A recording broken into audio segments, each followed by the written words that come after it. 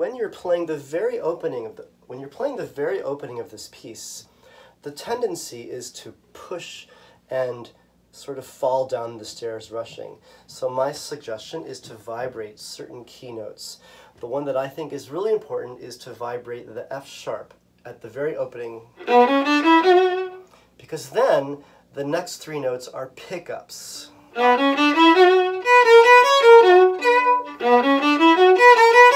That really helps to make the phrasing and groupings of notes clear.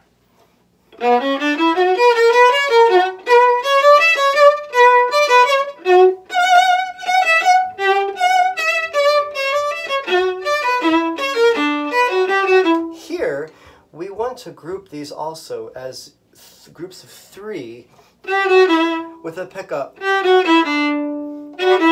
So it should not be, it should be like that.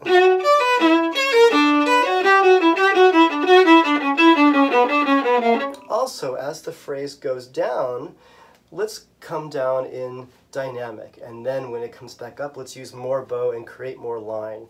These are the kinds of things that judges are going to be listening for.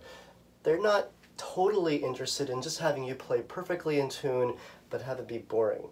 You also have to create lots of shape, vibrato, a lot of musicality. So this is a good way to do that.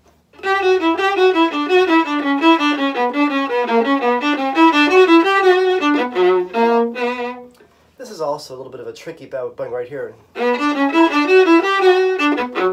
We want to make sure that these two up bow notes are not too short, a little bit heavier so that they sound like sixteenths. And then the eighth notes following should be short with a lot of space. Like that.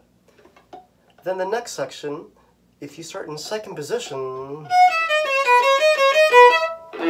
then it's a very easy passage. Okay? Then you have the same melody, but it's in minor. So here, this is an opportunity to voice certain notes by favoring them. So for instance, here,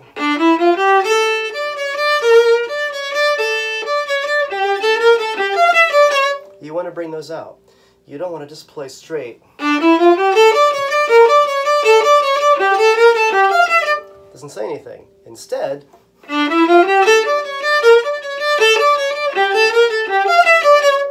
so you see how I'm adding a little shape, different amounts of bow, I'm voicing things, and that creates a much more interesting line. It makes it more musical and more interesting to play.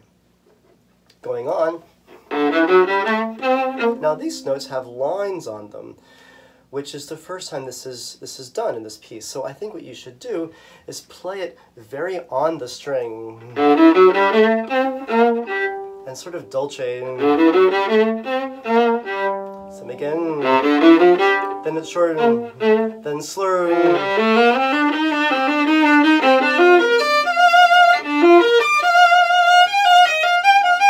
Now here, I think it's important to bring out the bowings as if they are rhythms.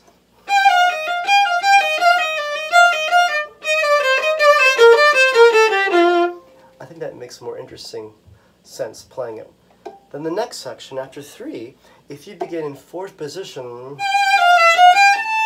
and play a harmonic on that A, then you can jump down to three and no one will hear it because the A is still ringing.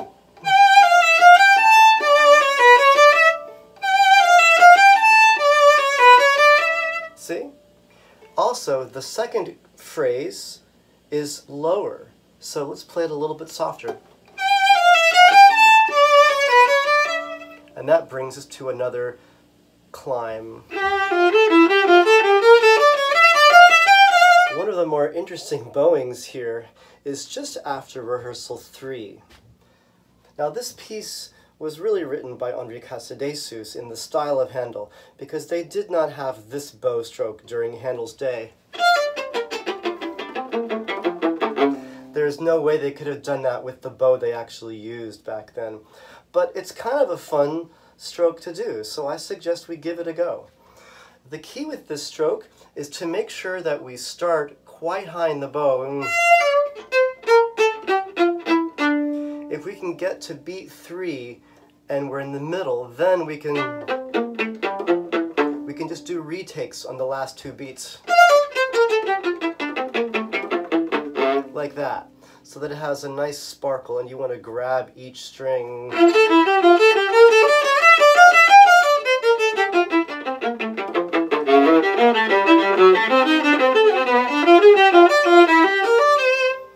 That makes it a lot more fun and clear. Let's have fun with these offbeat bowings.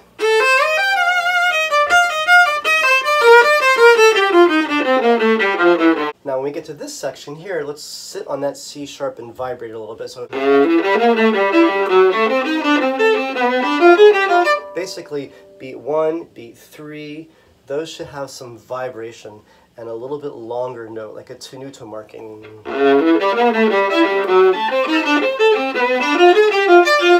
Okay.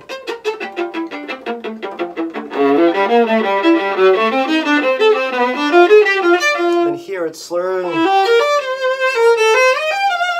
Then you have the accented bowings.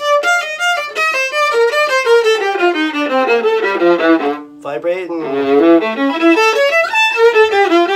So this is a tricky fingering. If you go to harmonic, right here, then you play a 3 on the B flat, then it sounds like you're not shifting at all. Then,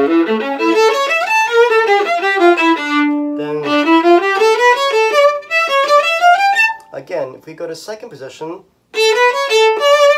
then shift to a 1.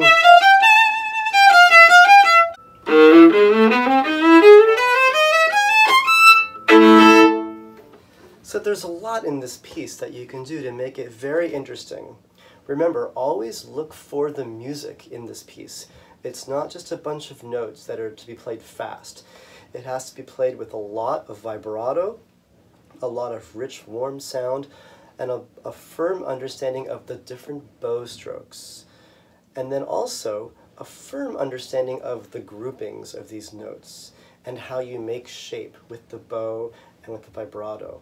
And if you do all these things slowly and practice your scales using these bow strokes, I think you're going to be in great shape. So good luck.